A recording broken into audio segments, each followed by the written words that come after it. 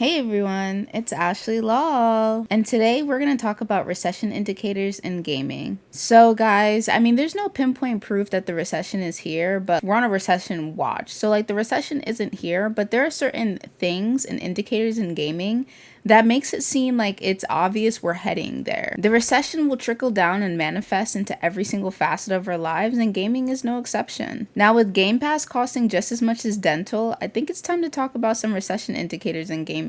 So the first recession indicator is safer title launches. Have you felt gaming sort of die? Like in terms of creative freedom? Back in the day, you could kill the KKK in Wolfenstein. Now Ubisoft is too afraid to release an Assassin's Creed that's based during the Civil War. We don't get fun games anymore like that. Think about how bad it was when Ubisoft announced that one of the protagonists in Assassin's Creed was gonna be black. Twitter was in an uproar. They started going crazy. It's like, why is he black? Why is he black? This is woke. They love to use that word woke in the gaming industry. This is no coincidence. Games are extremely non-political these days, to be fair to all parties. When there's less emphasis on the state of our world or even a commentary on it, you'll see more games produced with a certain level of gray matter that you've never seen before. So yes, games are getting more boring. There's no more freedom of expression without fear of public opinion. That's why everything is a remake, a remaster, a DLC bundle, a prequel. They're too scared that their game is gonna flop. Remember when Capcom released RE6 and they had to restructure their whole company because of how badly it underperformed? Think about if that happened today.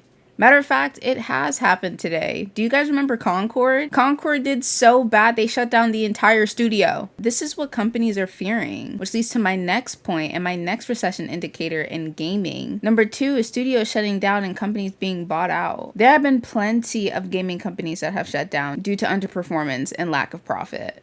People can't afford games anymore. Games are $80. Of course, there's going to be several gaming companies that shut down. This leads to teams merging, to places being shut down, and even companies being bought out. Let's talk about a heavy hitter and a really big questionable buyout, and that is EA. EA just got bought out by PIF, which is the Public Investment Fund of Saudi Arabia, Silver Lakes, and Affinity Partners. There's no pinpoint reason as to why this transaction happened. There's multiple reasons and multiple factors. There's Saudi Arabia's expanding gaming industry, censorship stuff going on. But of course, in terms of EA, what does EA get out of it? Well, they get the comfort of being under a private investor, right? So that means that they can release, sometimes gaming companies, they like to release games that are very forward thinking. Bruh. And sometimes it might not be the best types of games. And I think because people are afraid of what happened to Concord is going to happen to them, they went private so they can release their games and have some more creative freedom. But considering our current administration, there's a really big red flag about the situation at hand, especially because Affinity Partners was founded by Jared Kushner, who happens to be married to Donald Trump's daughter. So, there's a lot of questionable aspects about that buyout. Anyway, when you look at EA, you think of something that's been pretty successful, but the thing is that the EA heavy hitters like Sims and Apex and FIFA, they rely on microtransactions, and microtransactions have been going down recently because of, the recession or the so-called recession watch that's been going on. The third recession indicator is the subscription fatigue. Now, we all saw what happened with Game Pass and it increasing its ultimate Game Pass from, I think, $20 to $30 a month. That is your dental insurance, and you're spending it on having access to games, not even ownership, but access. Apparently, people were so upset by the increase in price that the site to cancel your Game Pass subscription had crashed. Of course it did. Of course it did, because people can't afford that. We have to pay for this service and that service and this service. And you mean to tell me that in order to play some games that you don't even have ownership to, cost $30 a month? Silly companies. Tricks are for kids. Why is the greed so strong that they feel like they can even pull a move like that? That's crazy. But the thing is that that's just a thing that's happening. The cost of things is rising.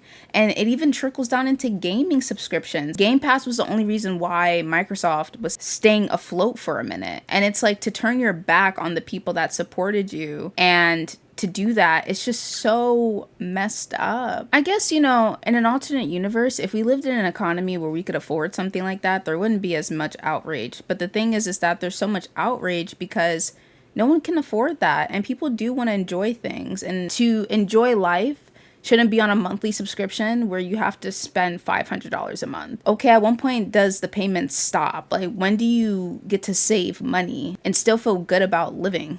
Like, the fourth recession indicator in gaming is that physical copies of games are becoming obsolete. We can't even buy physical copies of games anymore. Did you guys realize that? Like, Expedition 33 was on sale on eBay for $90 because they ran out of physical copies. That's not for no reason either. The cost of manufacturing just costs way too much, and there's, you know, the middleman. There's GameStop, there's Walmart, there's Best Buy, there's other places that would have to get paid to push out their game. And they could cut all that out and just make it on some sort of cloud service, and you could just download the game and that's it. But the issue is that at any given point, they could just take the game away from you.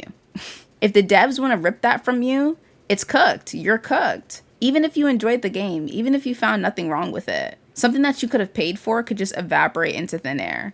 And the games that you thought that you enjoyed or had forever, you don't. It's totally different. I mean, when's the last time you guys bought a physical copy of a game? The last time I bought a physical copy of a game was probably Super Mario Odyssey back in, like, I don't know, 2017. But yeah, we're losing our physical copies of games. When I'm old, I want to give a copy of Fable 2 to my grandkids so like they can play it and enjoy it. If we are living in a time where companies are selling access and not ownership, then what's going to happen to the state of gaming 20, 30, 40 years from now?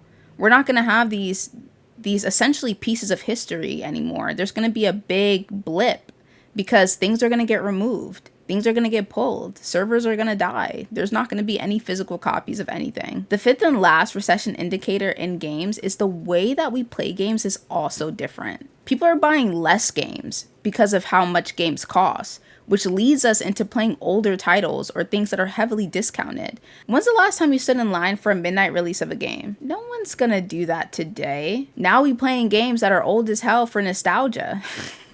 For nostalgia, they got us cooked. Knowing that the gaming catalog these days is so bad that it's not worth spending $80 unless you know that a game has been extensively vetted. So of course we're gonna pivot to games like Apex, Fortnite, Marvel Rivals, and free-to-play games because they're free. It costs nothing to download them. Even the console that we play on no longer matters. I mean, more and more people are starting to just pivot to PC, but the console wars are over, apparently, according to GameStop, because Halo was on the PlayStation Store. But the crazier thing about Halo being on the PlayStation Store is that seemingly no one cares. Like, and that would have been such a big deal a decade ago. But it's like nowadays, it's gotten so bad that nobody gives a crap about the fact that that happened. I mean, there was some, you know, like buzz about it, but in terms of like internet breaking, it really wasn't that internet breaking. People moved on. Just make your money and move on. We see the state of the world. It's all right. So yeah, I think that the recession is here, and you can see it in the way that we play games, how we play games, and the state of the gaming industry right now in its totality. That's why you see all this slop getting released, all this non-political gray matter nonsense. It's time for a change. And I think, listen, the recession technically isn't here, but like there's indicators. We're heading towards that. It's not looking too good right now in the gaming industry.